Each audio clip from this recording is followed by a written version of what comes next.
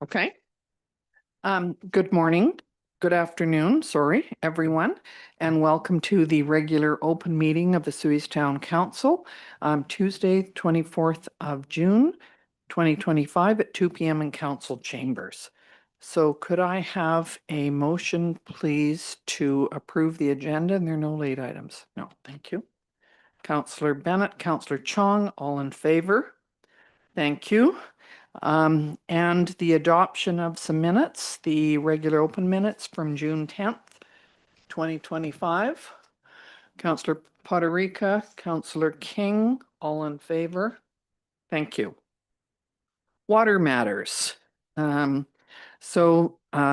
Districts 8 and 9 financial accounts that the reported expenditures from accounts payable for Water District information be received.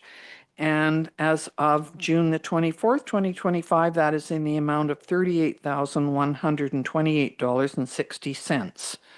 Could we have a motion to accept this for information?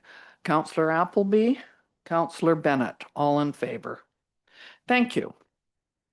And next is a development variance permit application. And we will ask Mr. Garish to talk to this one, please.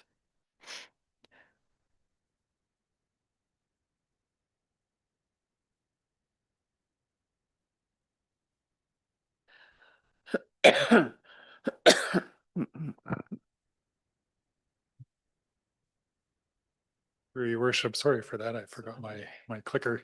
Oh, wait.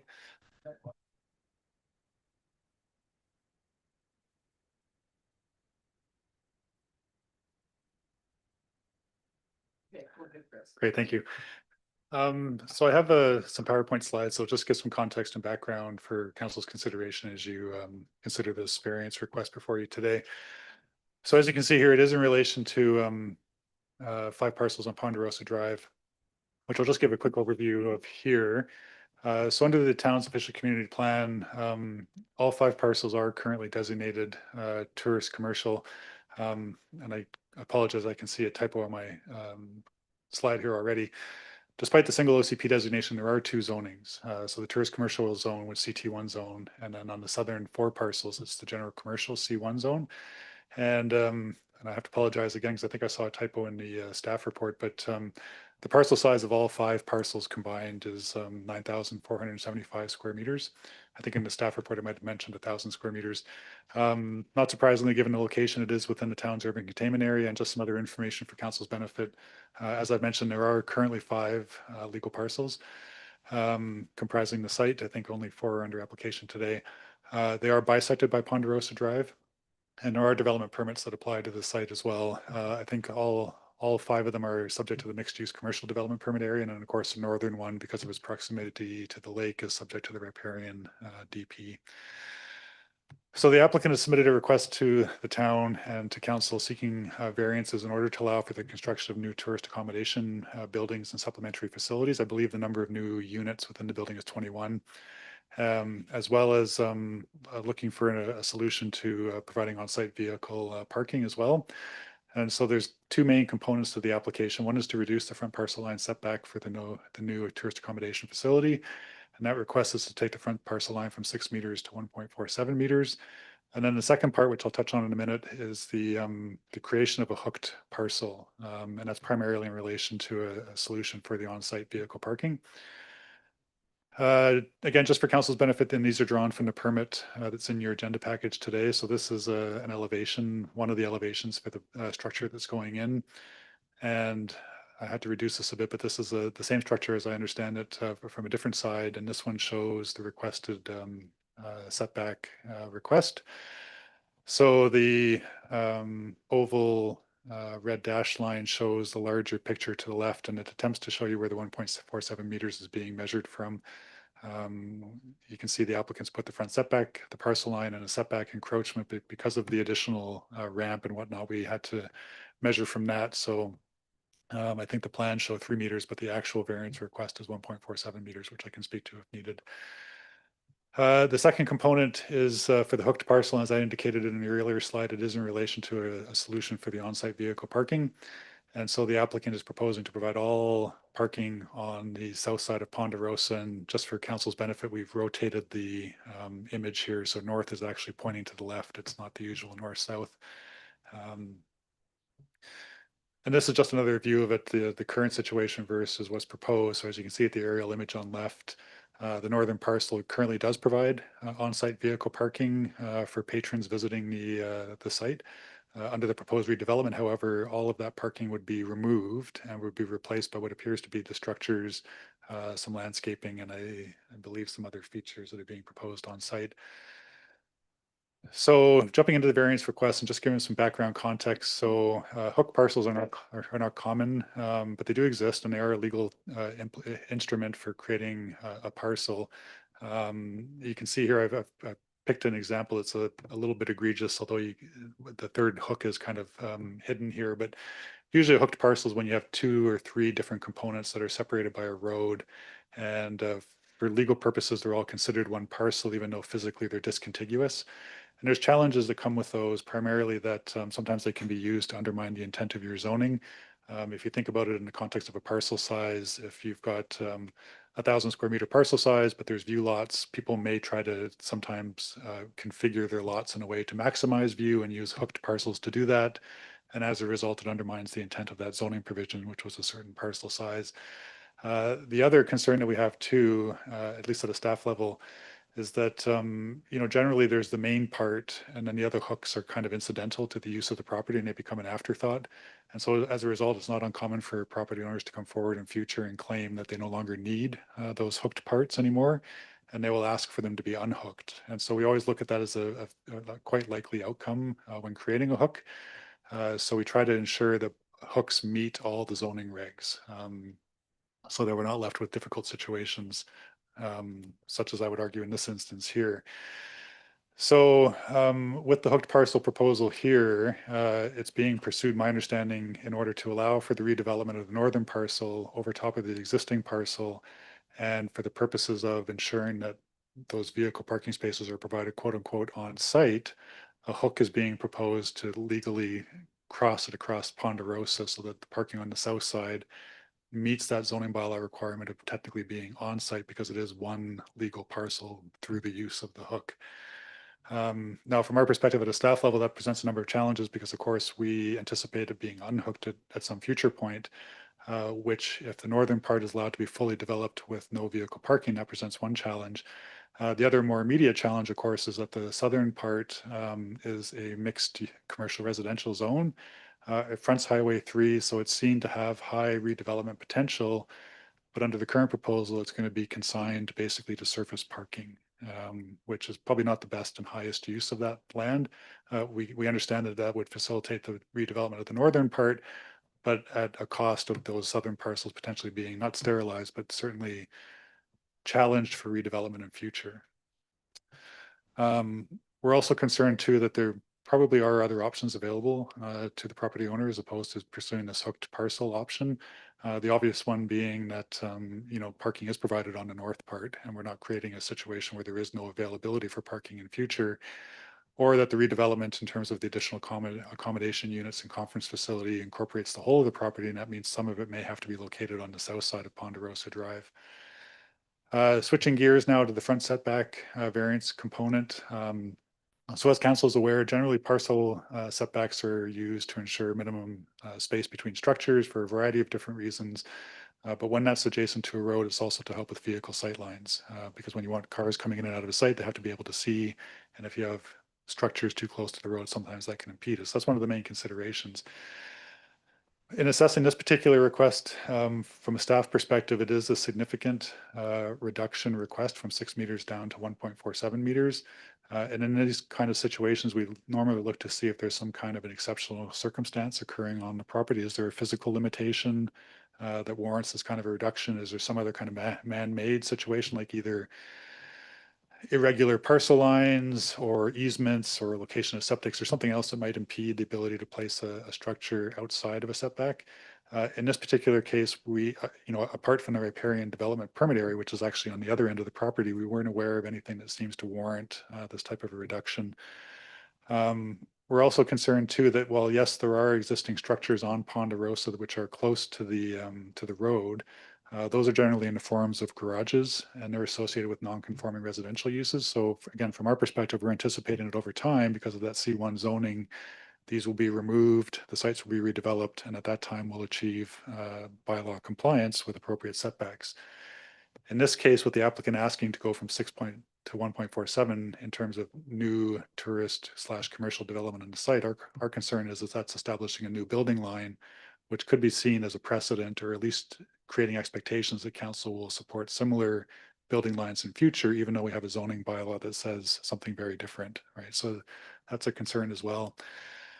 And just to wrap it up quickly, because I know I've probably taken a bit more time than I should have, but so basically there are two options before council today. Obviously, option one would be to approve. Option two, which is staff's recommendation, would be tonight to deny.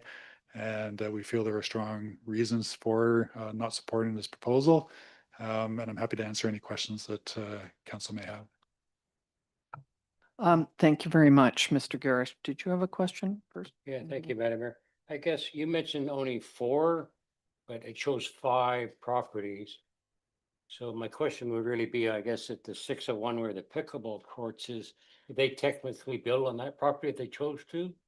If this all got pre-zoned? Yeah, my understanding in relation to the application is that they own the 5, Yeah. but it's only the 4 then that are subject of the redevelopment proposal, which the variances touch on, but the pickleball courts aren't being touched as far as I'm aware. Mhm.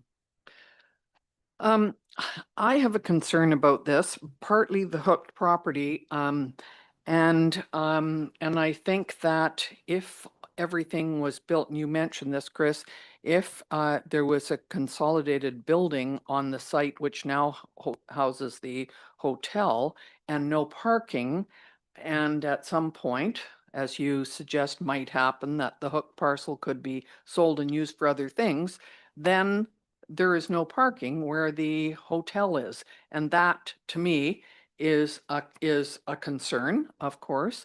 And I'm not sure that the variance from 6 meters to 1.47 is, I mean, I understand that likely it's needed or wanted because they want to increase the size of the buildings that are going in there. But those are two things that that certainly concern me, and so I tend to support what the staff has recommended. However, we'll certainly listen to what other councillors have to say about this.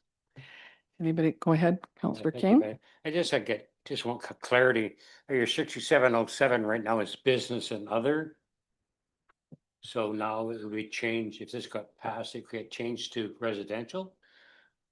Well, so if I'm understanding correctly, you're referring to the BC assessment classification. And so BC assessment, unless it's a vacant parcel, if it's a vacant parcel, they'll look at zoning to see what the highest and best use and Oh, I see. estimation of the use can be. But if it's an existing use, I don't believe they look at zoning. So like the classic example is parcels in the ALR, which are zoned for agriculture, but maybe there's just a house on it, so they've been assessed as residential. Well, that's not actually what the intended use is. So there's sometimes a disconnect between council's preferred land use for that property versus BC assessment's classification of it.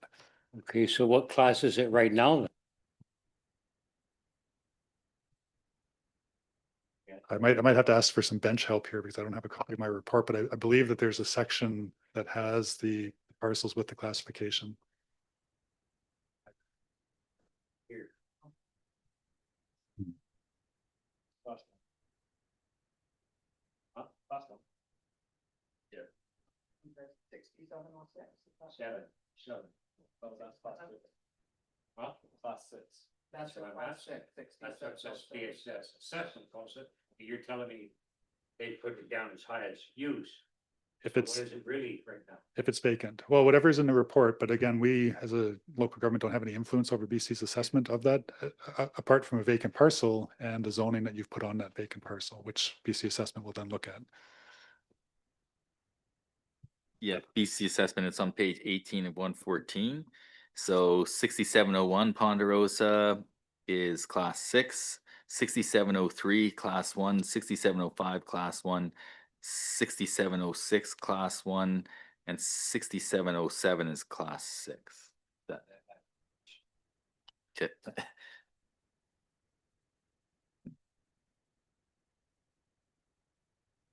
Anybody else? Yeah, I got it. No, so you had another question? Go ahead. I guess, I don't know if this is a representative here in the audience here, kind of asking, is there kind of alternatives if this got turned down? Like I struggle with that variance going from 18 feet to 3 feet. Doesn't really, or 6 feet, I mean, doesn't really sound appropriate. So is there some flexibility maybe to come back with a little tweak to it? And so that's all right. You may come up to the microphone there, please, and could you state your name and your address? And certainly, go ahead. Thank you. My name's Norman Goddard. My office is at 209-212 Main Street in Penticton. Okay. Your worship, councilors, staff, thank you very much for permitting me to speak. I appreciate it. With regard to the question about the setback, the building itself is 10 feet back, it's 3 meters back. The RDOS is taking the on-grade accessible ramp as part of the setback reduction. Because there's a slight slope in the property, we need a ramp there to kind of accommodate handicapped people from moving from one side of the property to the other. And so that ramp is as I say, it's on grade, but it's included in that 1.47 meter setback. In fact, the building is 3 meters back. And there was also a mention of some type of gas line or pipeline going through that area? In, And you mentioned there was something in that line? No. I don't think that was covered in the report, but possibly council's aware of other information that I don't. But you mentioned some. but we do have in our 2015 operating 5-year capital plan, there, it has been passed that we are going to dig up that whole road, Ponderosa, put in water, sewer, and also do paving and so on of that. That's a project that we have already okayed this year, so I'm just wondering if that might have a concern of what we're doing. No, it won't? Okay.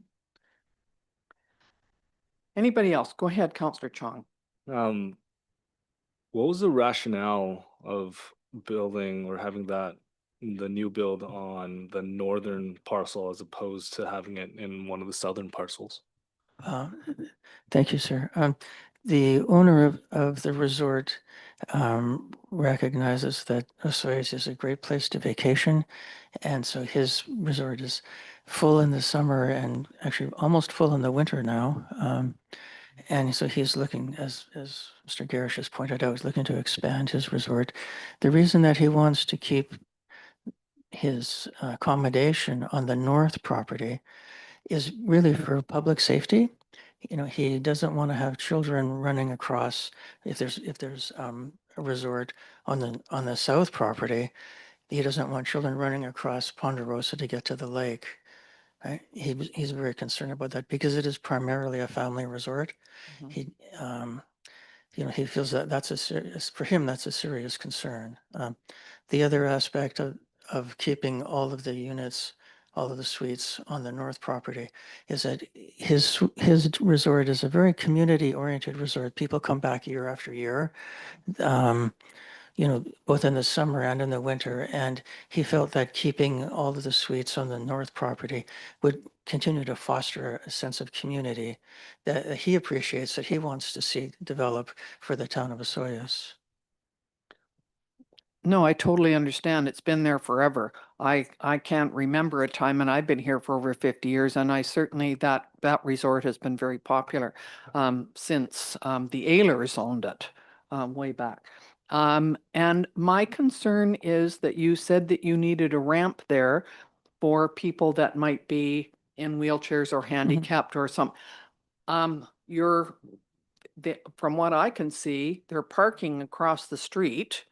And then they're coming across that street and going up an incline there. Is that correct? Is that what you just said? Thank you, Your Worship. The proposed development has 2 handicap parking stalls on the north side. And we're also proposing to develop 2 accessible suites, which he currently does not have. But again, feels that would be a benefit to the community. Yes, thank you. Is there anybody else? Go ahead, Larry. Thank you, Madam Mayor. The ramp you have that's taken up that portion, is there nowhere else? If you move that ramp around the other side, then you'd be totally in compliance. So it it's is- only that ramp that's It- taken out of compliance for the whole job. You're asking if we can delete that ramp and relocate it? Yeah, because it seems to me it's just that if that ramp wasn't there, you wouldn't need the setback. You'd be okay. You'd still be within the. No, the current setback, sir, is 6 meters, and that building encroaches into the front yard setback 3 meters, so we would still be 3 requiring a meters, 3-meter setback, yes. Okay, Yes. thank you. Anything else? Counselor Poderica, do you have anything to add to this? You're okay. Thanks, Your Worship. I'll probably just echo those comments. Obviously, sorry for my voice. I do have concern of the parking issues brought forward by our planning team. The variance setback, I support the overall intention of the development, but separating those two and remove that parking component that currently exists is a concern for me moving forward. Thank you. So, council, we have a recommended motion that the development variance permit be denied. And I'm wondering if we've got enough information, and is there someone who'd like to make a recommendation here? From either that or that it be approved. There's 2 options. Thank you. If we were to move the proposed building to the southern parcel, would that alleviate the hooked parcel and the variance, the setback variance issue? Through the Mayor, so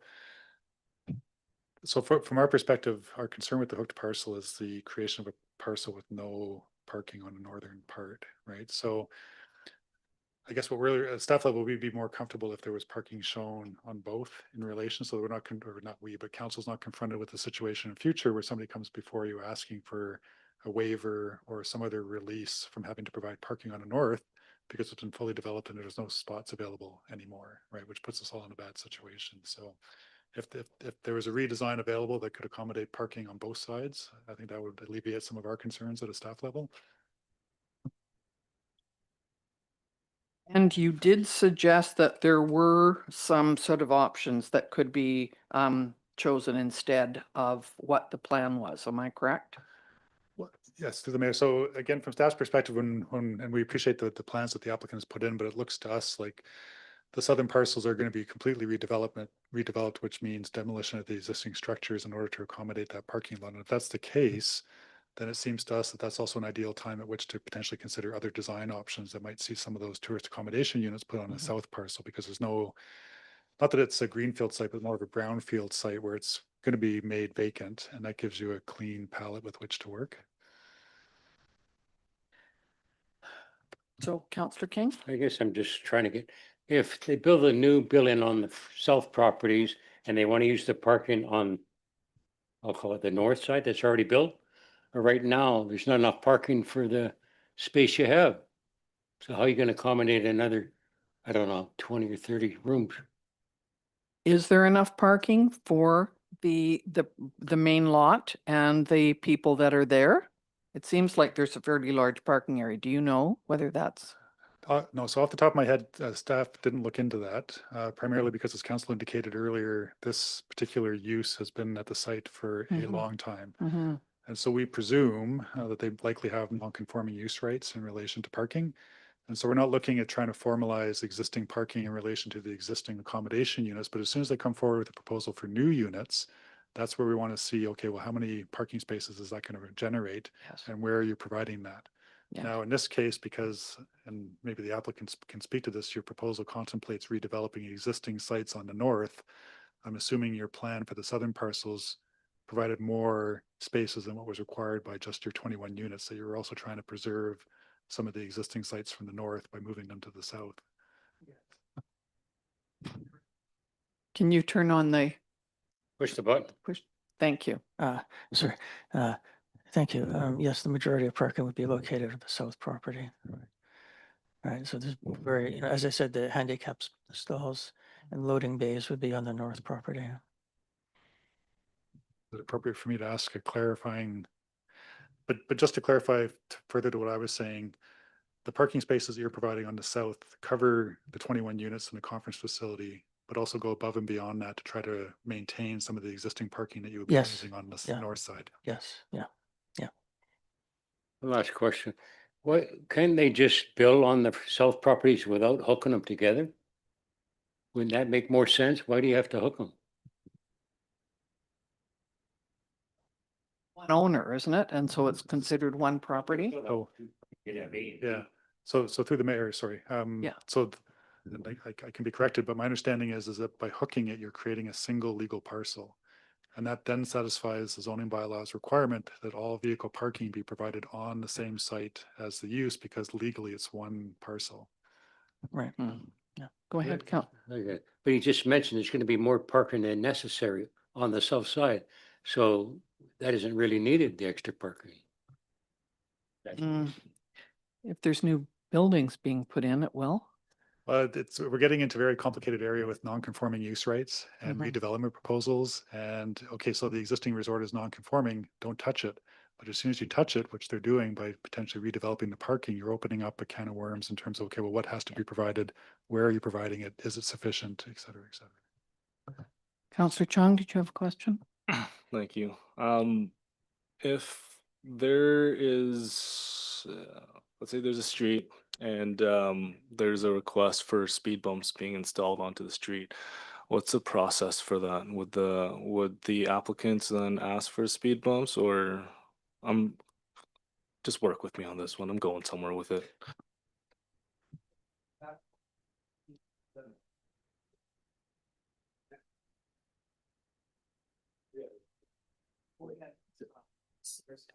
So I'm hearing like it sounds like we don't typically put in speed bumps because of the snow plows.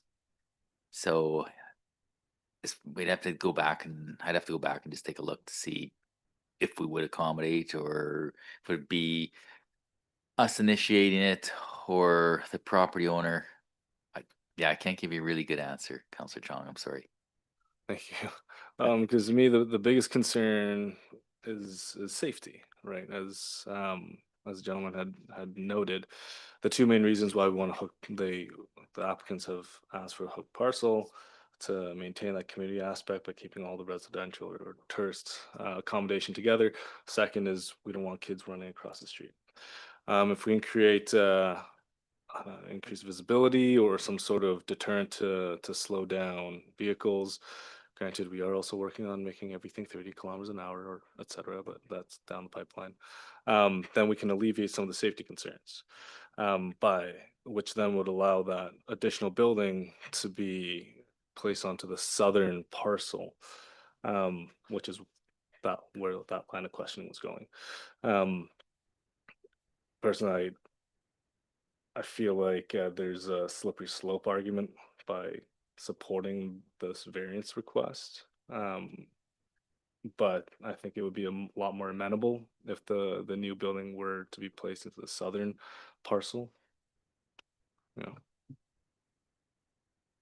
Do you mean that keeping the parking on the north parcel and having a separate parcel with parking on the southern part? So two separate ones. Is that even allowed, Chris? Is that something you do when you call it a single, that's a single owner? Does that work or not?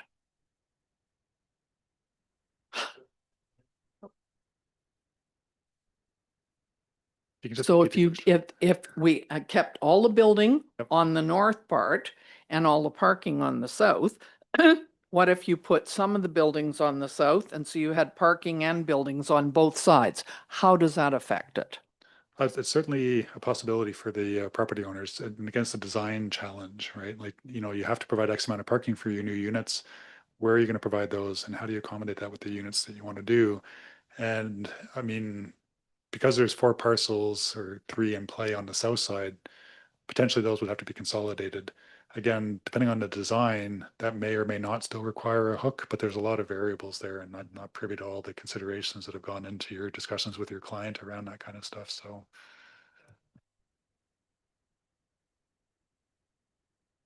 Thank you, Your Worship. We did, earlier on in this process, back in 2022, we did apply for a variance for that 3-meter setback, and it was approved here in the council chambers.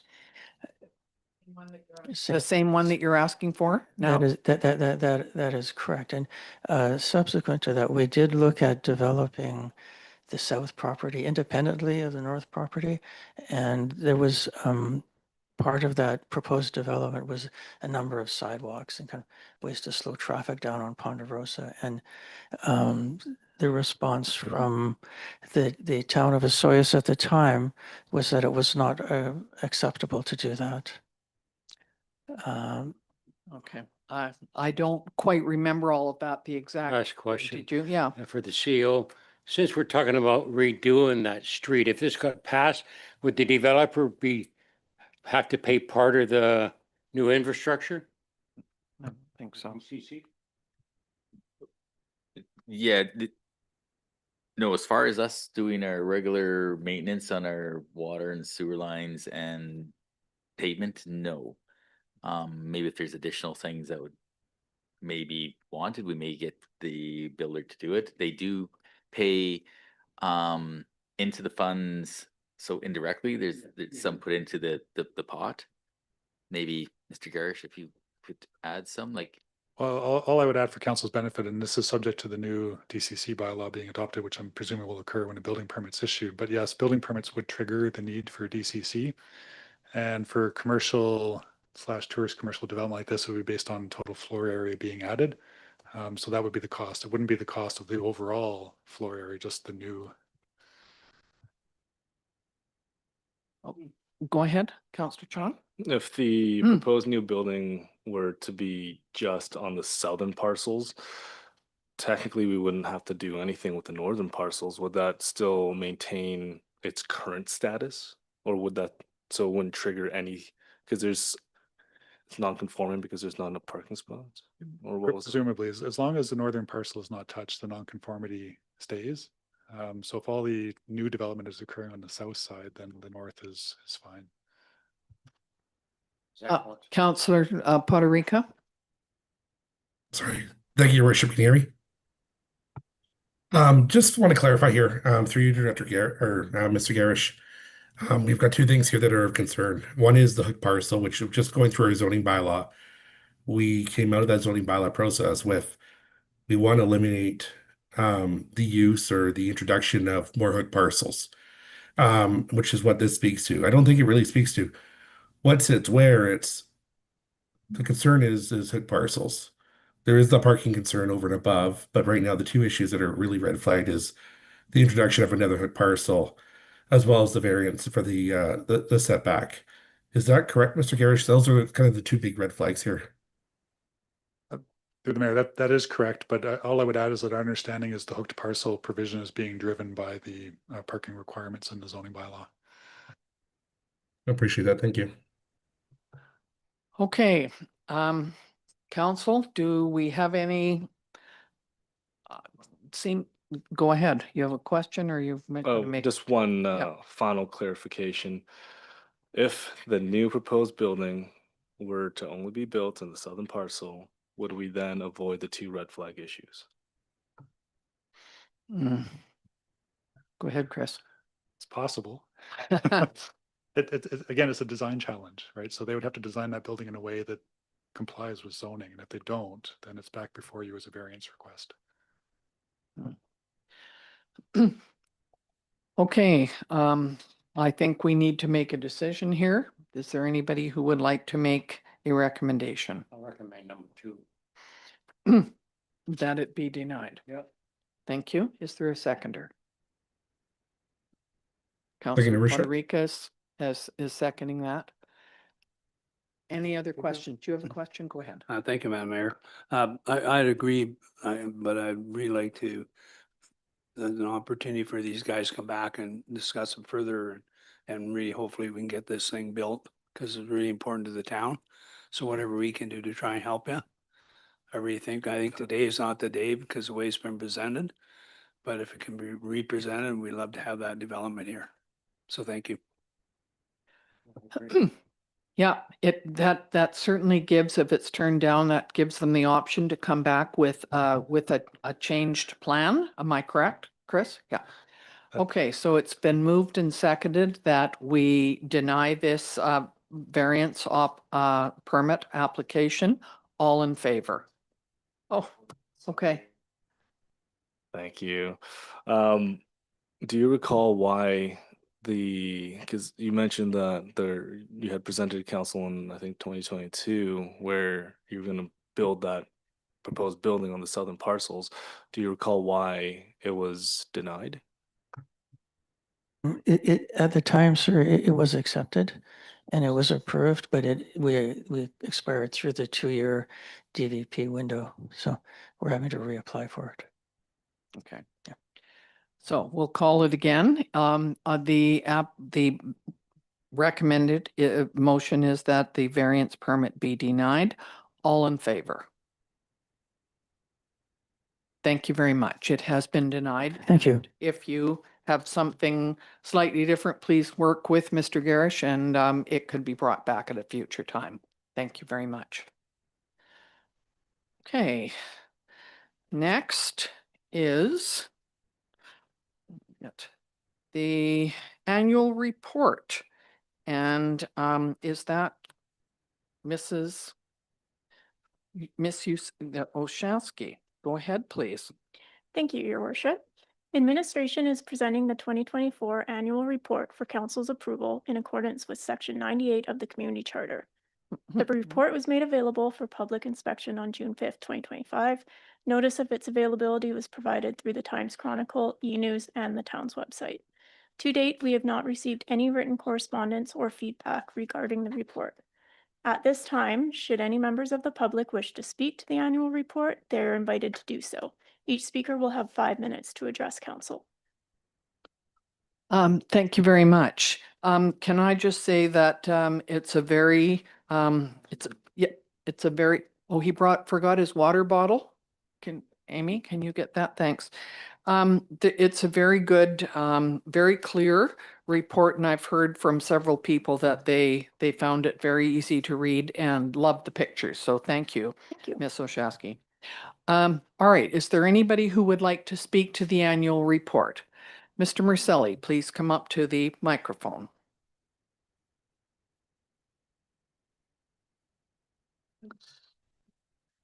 Could you turn on? Okay. Thank you. Mayor McCortov, councillors, and the rest of you in the greetings from Cy Marcelli, council watchdog. On page 14 of annual report 2024, under the 40 freedom of information was collected.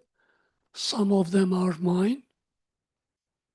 And on April 25th, 2024, I requested to appear as a delegation in May 14th regular open council meeting.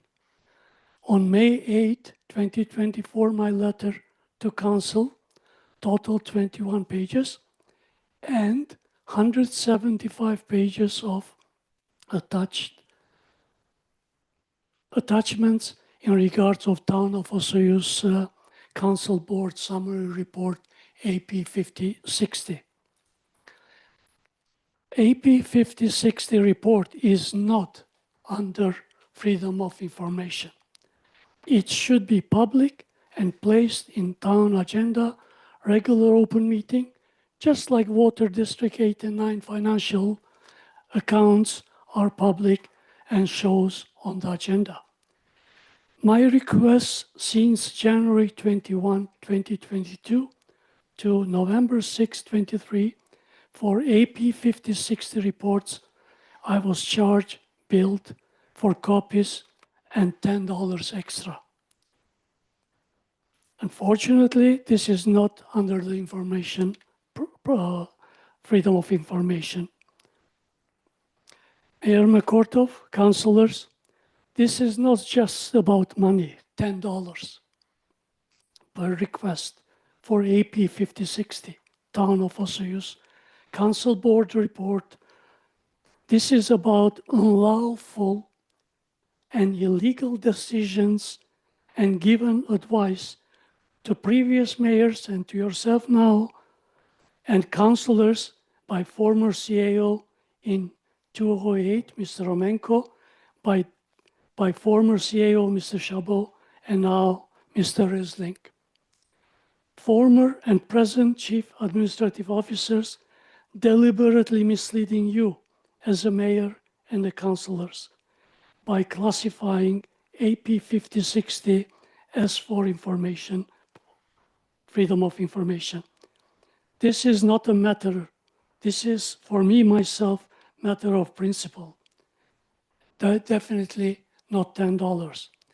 And this meeting, annual meeting, Mayor McCortov, should be 6 o'clock or 7 o'clock, not 2 o'clock, because many people are working and they are not able to come. And the best example, Oliver City Council, they have a 6 p.m. Penticton, same, Oliver actually 7 p.m. And to finish it, it's in June 10th, I handed to each of you 13 pages, dated March 20th, 2025. I was told by insiders in town hall that my fax pages is not delivered to you, Mayor McCortov, or councilors. I spoke to Zach and Johnny, and I was told that they did not receive my 13 pages dated March 2025. I would like answers one way or the other way in regard of my $210. Or I will go to BC Commissioner and claim it. And I am 100% sure I'm right. Administration is wrong. Thank you for this opportunity. Thank you, Mr. Marcelli. We have read the information that you gave us, and we have all read it. And I can just tell you that we will certainly answer the commissioner if the commissioner contacts us. Can I have in writing that you are not going to pay, allow administration to pay me $210? That is not the issue today. We're just commenting on the annual report. We're not going to discuss finances with you and whether they should be paid or not. I think you've had quite a few times that you've brought this forward and people have answered. No, they never did answer. Not on this one, but over the years you've had. Over the years, I never got answers. That's why I'm waiting for written answers. And thank you. I've seen several letters that you've got, so I know that, and they were sent to you, but I got a copy of them, so I do know. No, actually, it was about 50 cents per page. Yeah. Like when for instance, as a best example today about planning, Yes. if I had to ask I had to pay 50 cents per page. Yes. I get those letters, but not my $210. I understand that, Mr. Marcelli. Thank you. Councillor King, did you have a I question? just want to make a comment. I don't know why Mr. Chung and Zachary didn't get your 13 pages, because I certainly did, and the mayor just mentioned she did, and I think Myers Bennett did, so I don't know how they missed it. To be honest, I gave to Councillor Potorica, and as I came in 2 minutes to 2, I didn't even check, and he didn't have it. You gave us, you gave us No, all. the a four copy. of you. Yeah. Yeah, but not Mr. Chunk. Okay. My apology. Now the question is, were you June 10th here on the meeting? It was the annual, it was the 2 o'clock meeting, and I'm not sure whether you were not. I think so. You might not have been here. I think he wasn't. I He wasn't think here yet. because He I might have checked. been here later. Yeah, Yeah. absolutely. Yeah. So thank you very much, Mr. Marcelli, for commenting on that. We appreciate it. And I'm wondering if there's anyone else who it might be online that is wanting to comment on this. Nobody's on there that wants to comment. Okay, thank you Thank very you. Have a much. good afternoon. Thank you. Can you turn that off? Thanks.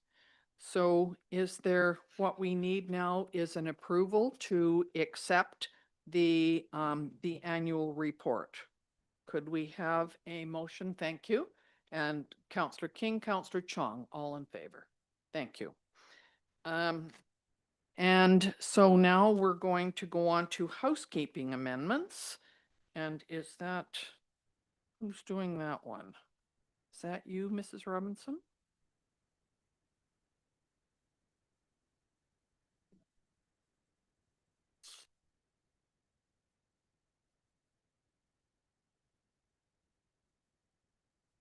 Thank you, Mayor and Council. Before you is the traffic bylaw amendment and sidewalk use policy. We have some housekeeping amendments that are being brought forward for you today.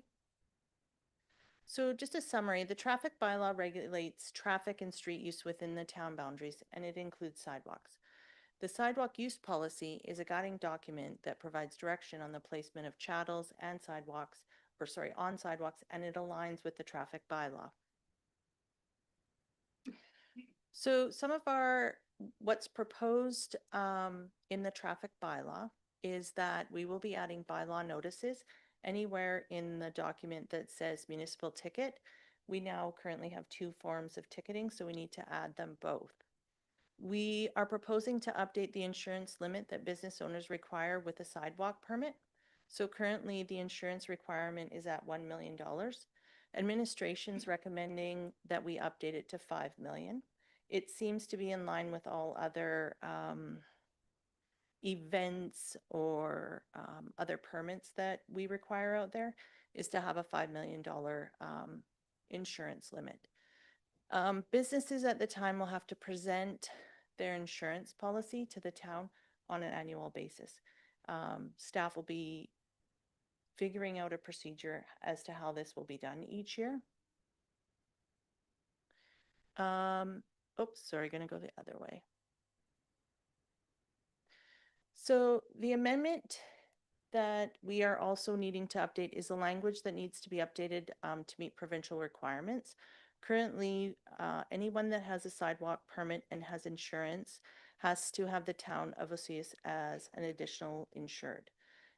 Because this is an arterial highway, most of Main Street, the policy must name His Majesty the King in right of the province of British Columbia as represented by the Minister of Transportation and Transit, and they have to be also on as an additional insured.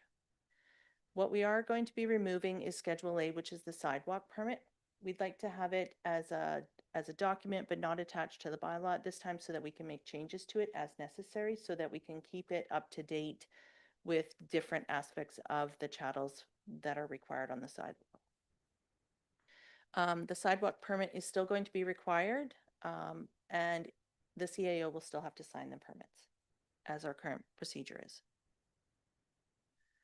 So then, to align the sidewalk use policy, we're going to be removing any reference to Schedule A, because we'll be removing it out of the bylaw. We are recommending that in the policy, we're going to move from 1 million to 5 million to align with the bylaw. And again, we're updating the wording, naming the province, His Majesty, as an additional insured. So our recommendation today is that the traffic amendment bylaw 125605 be read a first, second, and third time, and that the sidewalk use policy be approved as amended. Thank you. Do those need to be done separately? No, No, they can be done as together. one. Okay. Go ahead, Counselor Thank you, King. Madam Mayor. I guess I got a question about the sidewalk.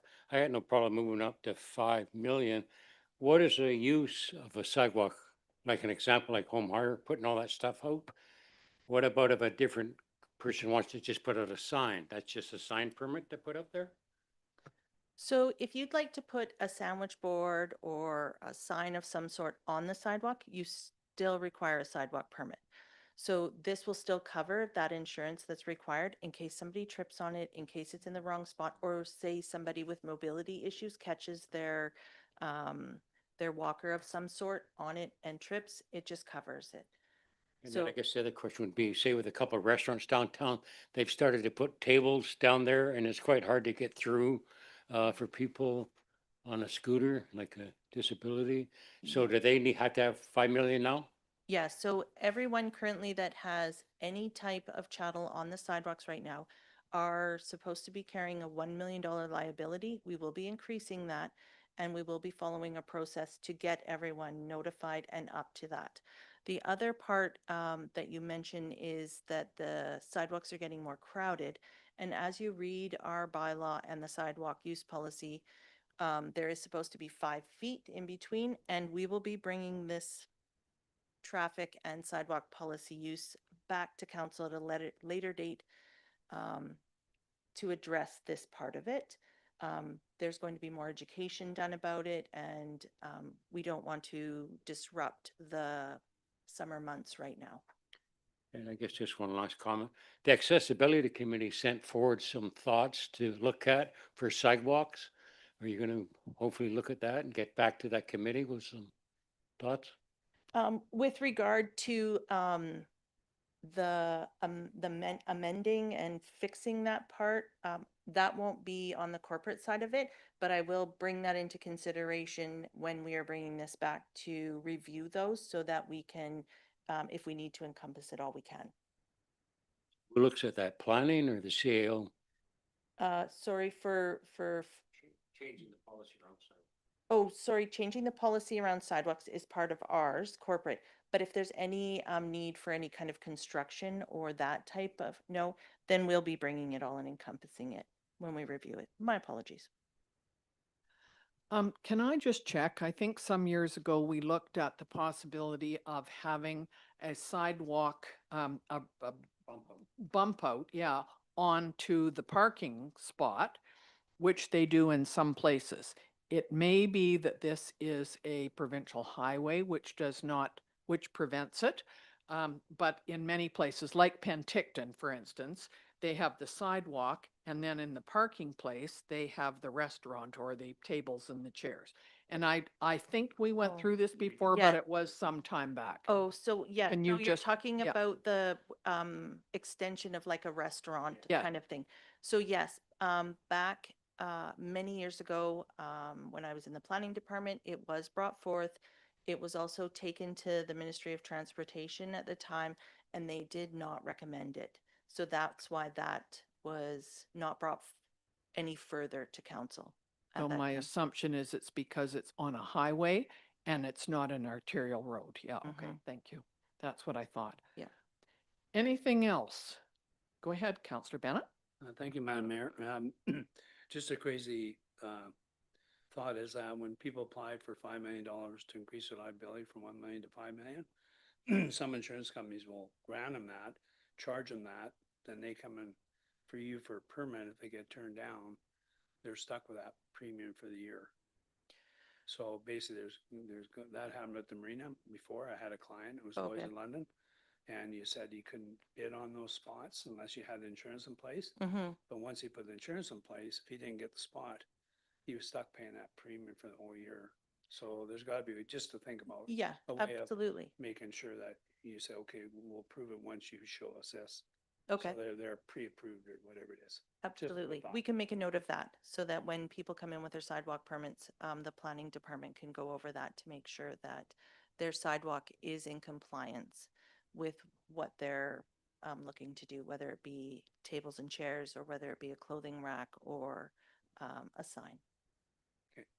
It's a pretty Thank big you. premium.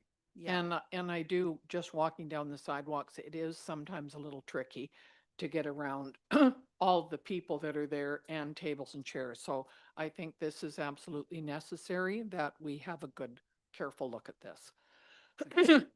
So we need a recommendation here from, yes?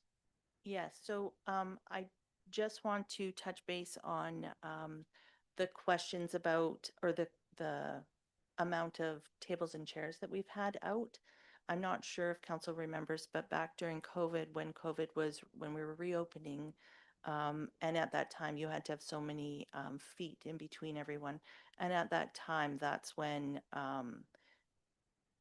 the planning department with council allowed for more tables and chairs outside. And at that point, it was never really revisited. And so that's part of why we are going to be revisiting it, because it is that congestion in the pedestrian zones now for walking. So I just wanted to clarify that part. Thank you. Appreciate that. Okay. So you're gonna make a note to bring back recommendation at looking at that? About seating? Yes, we are planning to bring it back at a later date for council's discussion to see which way that council would like to see the sidewalk zone and the pedestrian zone go. Thank you. Okay, so we need a motion here, please. A recommendation that the traffic amendment bylaw be read a first, second, and third time, and the sidewalk policy be approved as amended.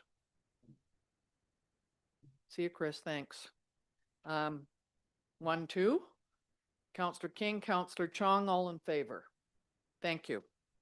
Okay, we now have to go back to reports on committees and committee of the whole. So from the committee of the whole meeting of June the 24th, 2025, we need a motion, please, that the villas be exempt from the watering restriction schedule for 1 year to allow for enough watering time per zone, and that administration bring a report regarding property serviced by the agricultural system to the July 15th, 2025 meeting. Can that be combined in one, or did you? Okay. So could we have a motion, please, on that? Councillor Bennett? Councillor Chong, all in favor? Question first. Always got a Oh, question. okay. With that motion, it didn't really say how often they could water, yet we allowed them this morning. So I'm just curious.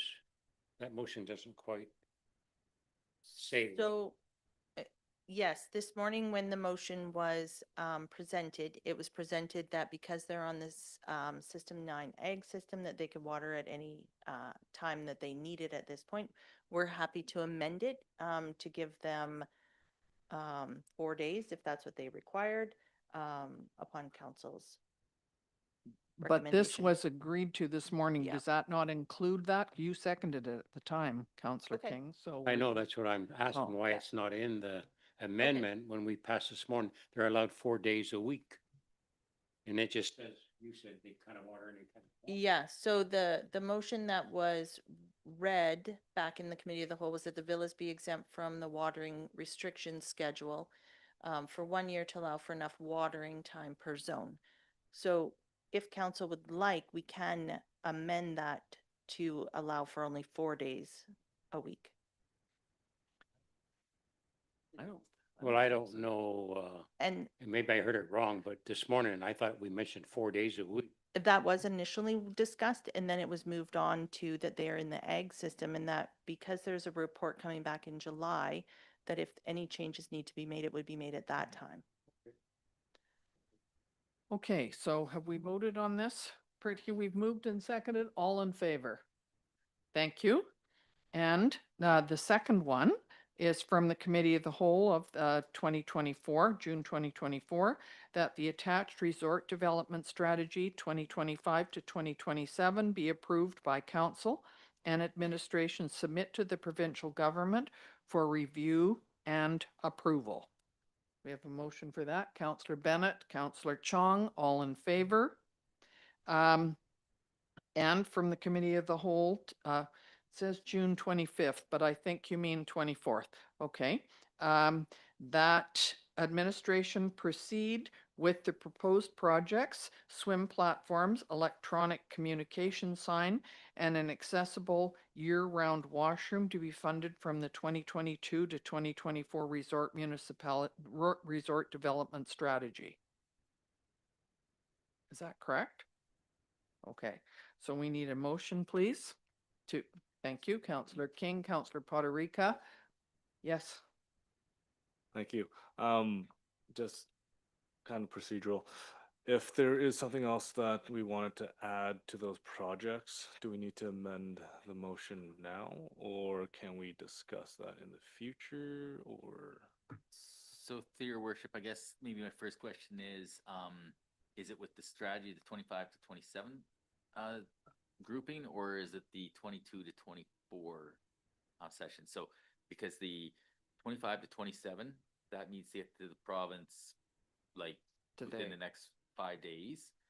The previous strategy or the previous expenditures for the 22 to 24, those can still be changed. What we do is based on what council tells us they want. We actually do a form with the province, so we can still change 22 to 24, and we still could change 25 to 27. What am I getting at here? Yeah. We always have the ability to change. I guess that's the first thing. We always have the ability to change just about the previous strategy or the current strategy. So, but if you want to change something now, you can. What is approved here on 22 to 24, administration is going to start moving because we want to make sure we have the money spent by the deadline. The 25 to 27, we still might start on some of the 25 stuff, but we can change as we go forward. Does that help you? No, it does. My original thought process was to amend the 2022 to 2024 with an addition of some fencing at Jack Pine just for safety considerations, which would be covered under the appropriate use of funds for RMI. Is this something quite new that have we brought this up before? Because I don't remember hearing about it. So I'm wondering if this is, yeah. It was brought up, I think in 2023. I think we had a delegation and we discussed about how the school also uses a splash park. So we were thinking at the time if there was like a shared cost opportunity where the school funds part of the fencing extension, but it's a safety issue, right? Only a portion of the Jack Pine. Is it Jack Pine? No, Splash Jack Pine? Pine's over there. Kingfisher, sorry. Oh, okay, I Kingfisher. was. My wondering what apologies. you're talking about. Brain fart, sorry. The Kingfisher Splash park, splash basically. park, yeah, Yeah. because only a portion of it is fenced off, but it's quite heavily used by kids, and if I recall correctly, also the school board as well. But because we do have funds left from the previous RMI funding cohort, it would be a good opportunity to use that for an extension of that fencing. I would definitely support that. I've heard that from a few people. They have trees there, but it's not good enough for the kids that play in the splash park because they'd run up and they're gone. So a fence along Kingfisher to tie in both ends would be fantastic. Mr. Risling, can we do that now? Should we wait? Should we add it and go ahead with this motion now and then add it later? Do you want to change it now if we so choose? So through your worship, for sure, I'd like to get the 25 to 20. If the 25 to 27 plan is good, past that one. With regards to the fencing, my only issue right now is not really having a great cost estimate on it. And so, so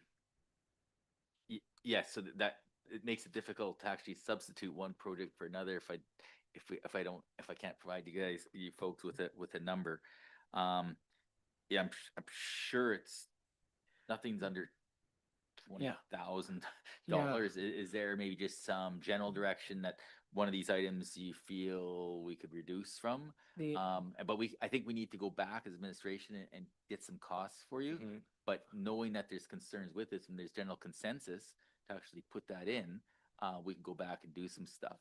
So maybe if we get a motion so that we know the majority are interested, it's more of a motion, so I know that there's a majority that want to do it, depending on the cost. Mhm. Rather, Yeah, depending on the cost is one thing.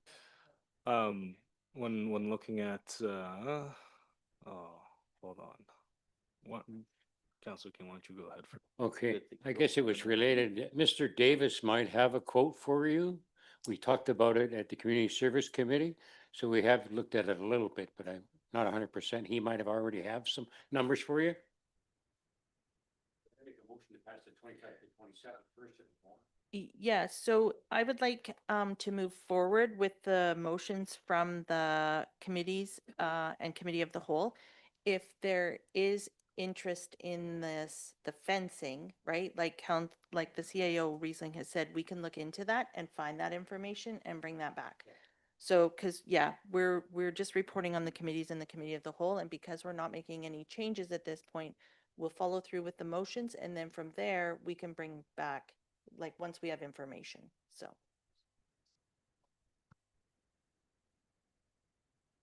Moved in second. Okay. Sorry, Mayor, your microphone?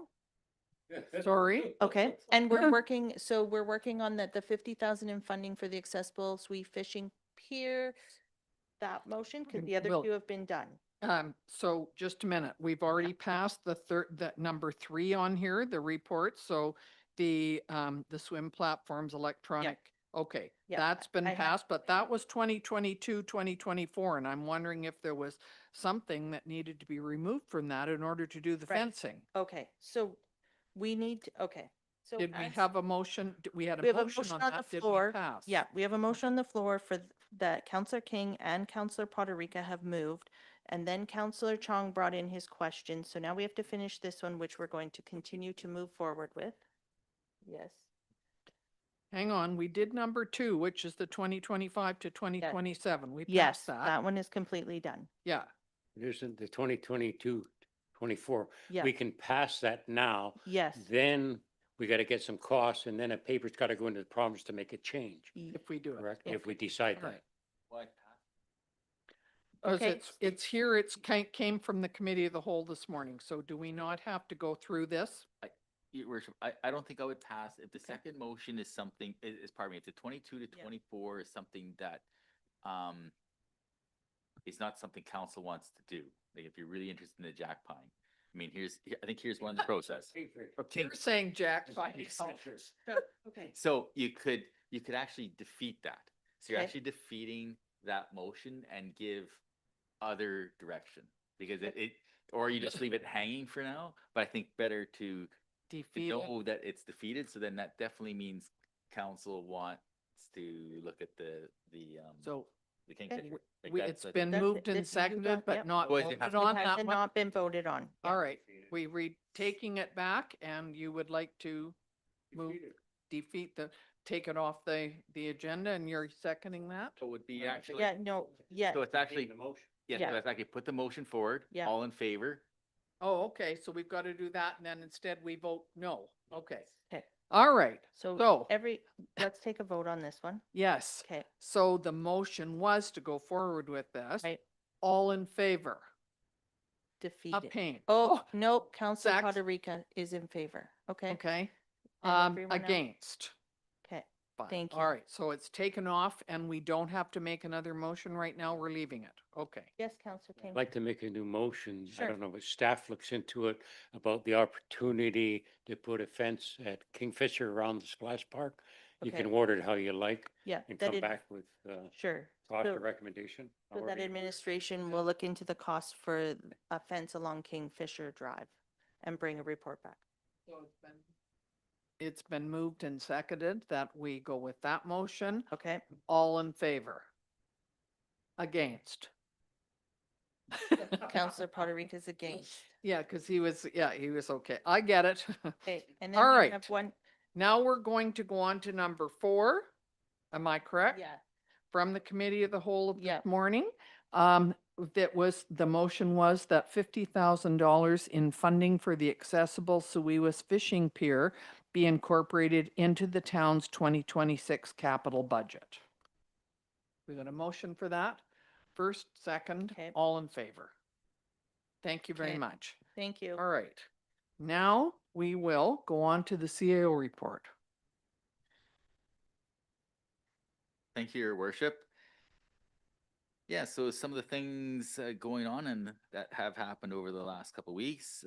First, just want to do another reminder for the Resort Municipality Initiative funding. There's some additional dollars out there, and that deadline is June 27th. We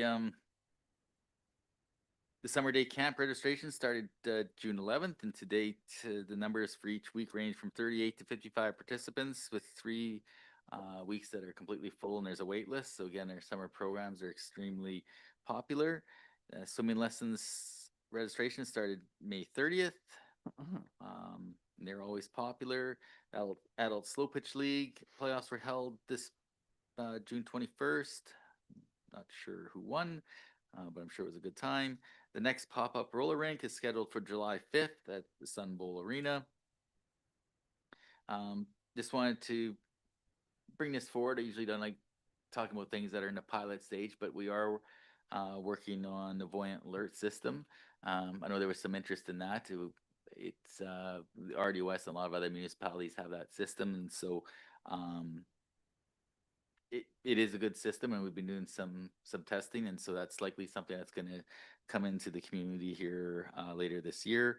And so yeah, I know a lot of people talk about the Voyant Alert system in the RDOS, and so I thought I'd just bring it up here that it is something that we are looking at it, and it was budgeted for in 20. The last time it was brought forward, it was decided that there was quite a cost to it and that we had other ways of communicating. So that's why it was turned down the last time. But we can Yeah, certainly get there is funding in the budget for this year because we knew as part of that whole communications thing. So you're correct.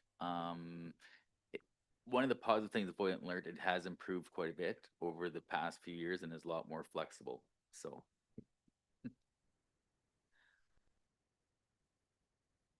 From the corporate services perspective, also just dogs, again, still a big issue as far as on the loose.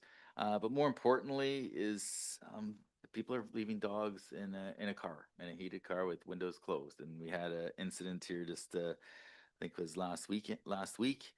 No, it wasn't good. There was 2 dogs and it was extremely hot. It took a lot of man hours to deal with that issue. And in the end, the dogs were okay, but it did create quite an issue. So please take care of your friends. Property taxes are due July 2nd. It's just some other capital projects that are going on. The overhead door replacement at the fire hall is expected to be completed, like hopefully within the last couple of days. They also received their new battery powered combination tools. These are cutters and spreaders. We had some very old ones, so these are their new tools that will be hopefully, again, one of those things hopefully you never have to use. We did some problems at the fire hall with regards to the heating and cooling system. So we had to put in a kind of an emergency repair that was just completed beginning of summer. The air conditioning wasn't working, so that got completed. And I guess maybe on a positive note, elementary school grade 6 students visited the hall a couple days ago, and they were doing some egg drop experiment. And so they were designing protective shells to prevent the eggs from breaking when dropped from a height. So I'm sure that was an interesting time. The in-house water meter installations, they're going fairly well. We have probably still about 100 in-house meter installs. The pit meters have started a few weeks ago. I think this week or the previous week, there's more crews working on it. So yeah, so if you see some digging on the street or next to the street, that is the water meter installation project. 74th Street, we're hearing likely this week, maybe even tomorrow, the paving crews will be out. I'm not sure if the weather on the weekend caused some problems, but I know on Friday they were planning to do the paving on Wednesday, so I haven't heard any difference. So that's hopefully going forward. Cemetery review project, we're in the process of rewarding that RFP. The lift station flood remediation project, that RFP closed. That's in excess of $1 million. That's to start to lift some of our equipment that's subject to flooding, so that if or when that does occur, we won't have a lot of outages with some of our key equipment. Our vac truck has a big breakdown, so that's a bit of a struggle. It is in the budget to order the chassis, I think at the end of this year, and then start getting it built 26, arrival maybe 27. The RFP for the transportation master plan and asset management plan is being finalized. Just another reminder, the 3-zone water restrictions. I'm hearing, I think the messaging is getting out there, so that's a good thing. And last but not least, kind of a good news story, the swim platform at Gyro was installed with Moby mats, etc. So yeah, something for the kids to enjoy this summer. That concludes my report. Thank you very much. Did you have a question? Just one question. Thank you, Madam Mayor. Is there any update when the curbs are going to get painted? So a lot of the painting was done. I think quite a bit, but not as much to the east. And are some pieces missed here. I think we utilized the whole budget. We painted a lot more than it was in the previous years. I know because I did drive around and looked, but not all the spaces were. We thought maybe we had enough, but we didn't. Okay, could we have a motion, please, to receive the CAO report for information? Councillor Chong, Councillor Bennett, all in favor. Thank you. And now we'll go on to council reports. Councillor King. Yeah, thank you, Madam Mayor. Attended the networking opportunity the Chamber provided up in Oliver last Wednesday and want to thank Interior Savings for hosting it. And on Friday, I also attended the open house at our local museum for an update on what's going up there. And I'd really encourage the public, if they're looking for something to do, is to stop by our fantastic museum. That's my report. Thank you. Councillor Bennett. Thank you, Madam Mayor. June 11th, attended the Okanagan Regional Library Planning Board. June 11th, the Rotary installation for the new president. Congratulations to Valerie Rasmussen. And June 13th, fireworks fundraiser with Councillor King and Puerto Rica and the mayor. And basically, June 20th, I went to Beachland and went to the grand opening of the new biking trail. Got to watch West Kelowna and Peachland mayors shake hands, and shows the mayors working together with help from the public can make things happen, because now you can go right from Peachland to West Bank, which is huge for the trail. And the last thing was just congratulations to the Abbotsford Canucks for winning the Calder Cup, a BC team that with an NHL farm team, the best team in North America. Thank you very much. Councillor Chong. Thank you. Past couple of weeks have been pretty full with more public outreach meetings and meetings with other stakeholders, working on other initiatives that are to be announced. But I wanted to thank operations for their hard work after the hurricane on Sunday. Me and my family were actually on Gyro Beach when it hit, so it was a little bit of it was wet. Also, the new swimming platform at Gyro, amazing. It's awesome. My daughter had a ball on it. One thing to note, though, our kids are jumping off the top of the bench into the water. So we might want to have either signage or something, because last thing we want is a spinal injury of a kid jumping on top of another. Something to note. So if any kids are listening, don't do that, please. But that concludes my council report. Thank you. Councillor Puerto Rica, do you have anything to report to us?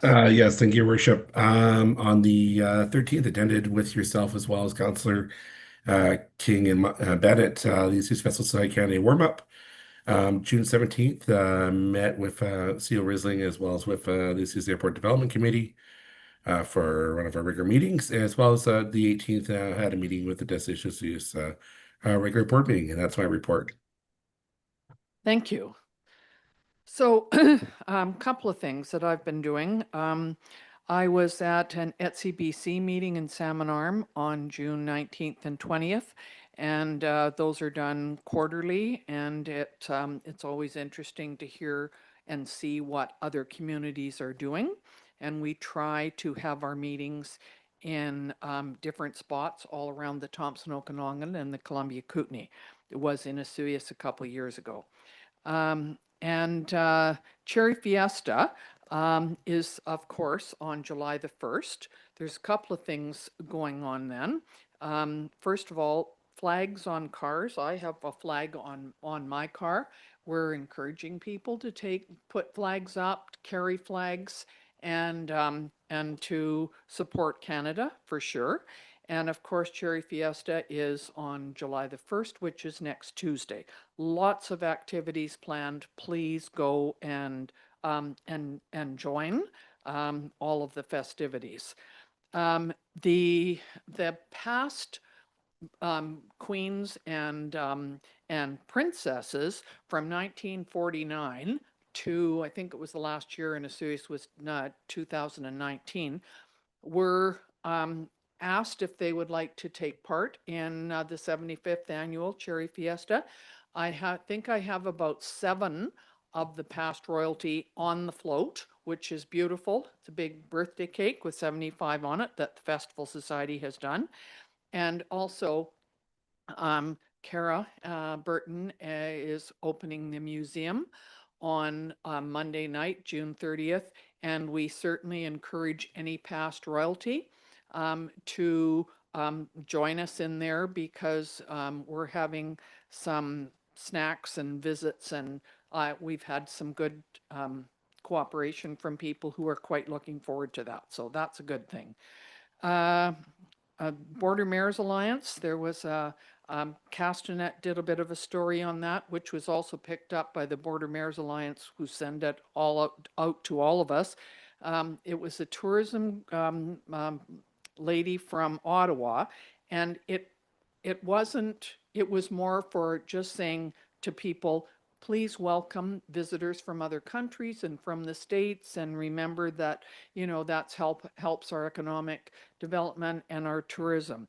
So we're sort of looking forward to including that. And I also go on Border Mayors Alliance meetings every 2 weeks. Certainly had a great fundraiser for the fireworks down at Watermark Beach Resort for the Osoyoos Festival Society. The International Lake Osoyoos Border Control, we've met several times because we're looking at what's called a Condition 10, which was asked for by the people south of the border, who on the Okanagan River, who are in quite a severe drought situation. And so, of course, there's our Okanagan in Canada, then there's the lake, and then there's the people that down in the States that also need the water. So the IJC, International Joint Commission, has agreed that this Condition 10 is allowed, which means that the lake level in Osoyoos could go up to 912.5 feet, because it's measured in the States.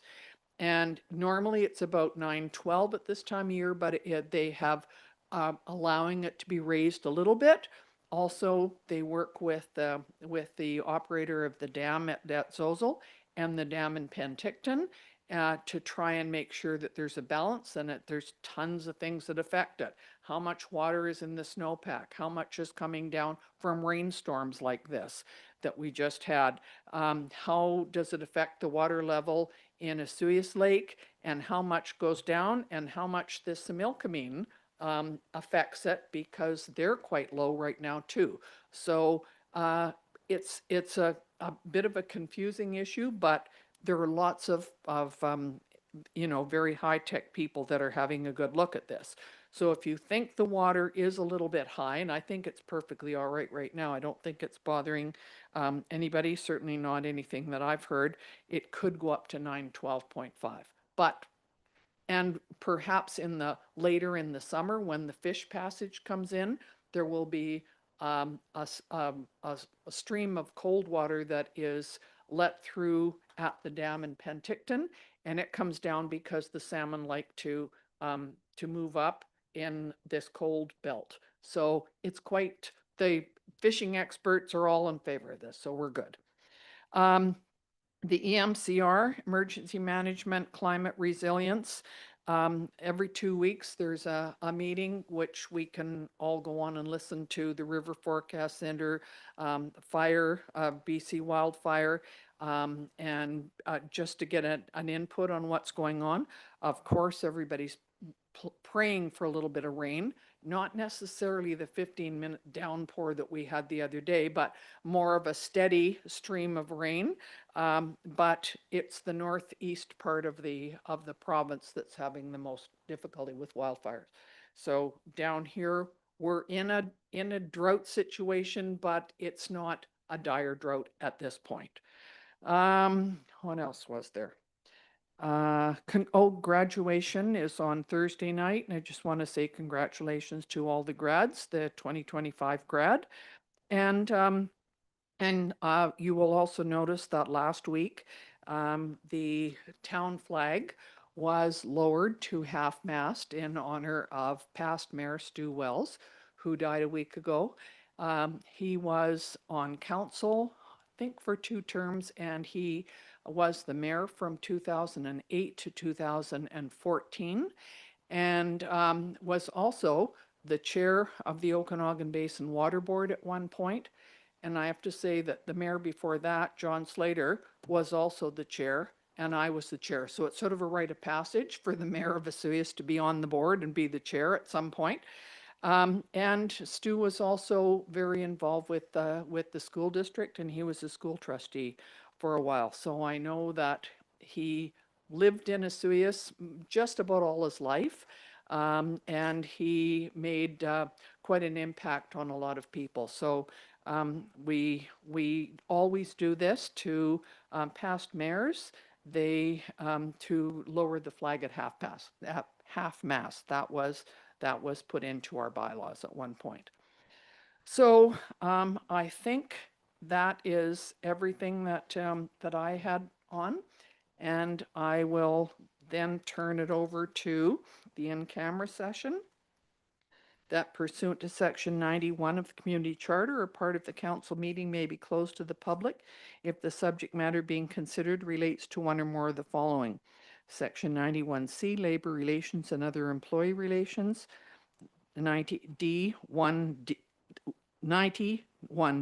the security of the property of the municipality. 91E, the acquisition, disposition, or expropriation of land or improvements, if the council considers that the disclosure could reasonably be expected to harm the interests of the municipality. Could I have a motion, please, to go in camera? Councillor Chong, Councillor King, all in favor. Thank you very much.